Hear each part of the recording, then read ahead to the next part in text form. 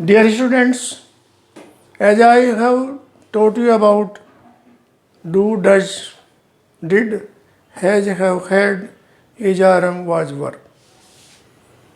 तो यहाँ पर देखें आप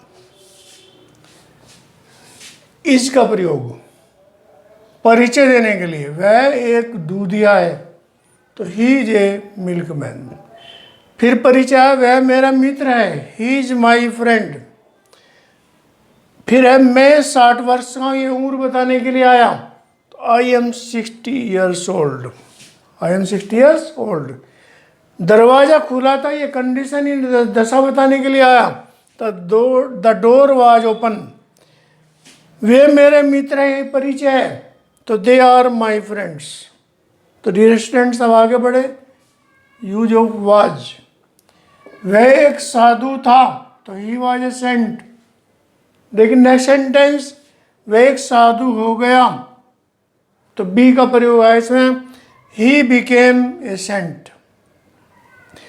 वह एक धनी व्यक्ति था तो he was a rich man. वह एक धनी व्यक्ति हो गया तो he became a rich man. इन फर्क आ गया, वहाँ वाज का प्रयोग आया था, यहाँ पर हो गया के लिए बिकेम का प्रयोग आया।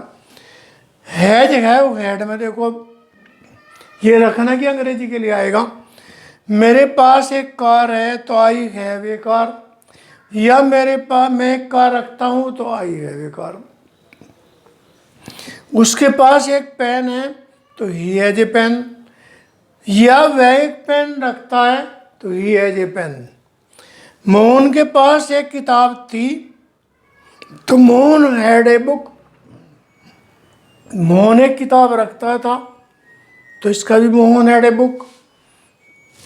तो my dear students, I have taught you about basic translation, use of be, have, do, इनका प्रयोग बताया। तो इन्हें आप बारीकी से पढ़े डियर स्टूडेंट्स। जैसे मैं आपको बताता हूँ कि ग्रामर और ट्रांसलेशन एक दूसरे के एक सिक्के के दो पहलू हैं। जैसे एक सिक्के पर एक तरफ शेयर होता है, एक तरफ लिखा होता है 1 रुपया 2 रुपया जो भी।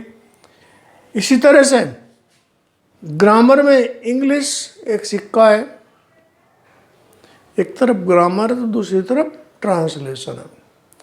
क्योंकि without translation we can not learn grammar and without grammar we can not learn translation.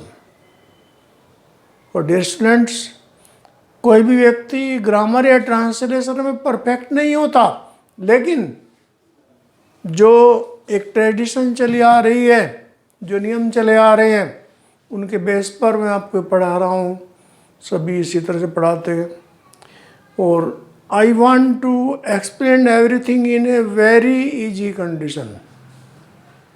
बहुत ही बारीकी से मैं सोचता हूँ कि ये तैयारी केवल आपके कोर्स की नहीं है, ये तैयारी आपके पढ़ाई के बाद या पढ़ाई के दौरान जो भी आप कोई टेस्ट देंगे, कोई कंपटीशन देंगे, तो वहाँ पर बारीकी से आप जब सब चीज़ समझ जाएंगे तो वहाँ भी आप क्वेश्चंस को अच्छी तरह से सॉल्व कर सकेंगे। Dear students, I thank you for watching.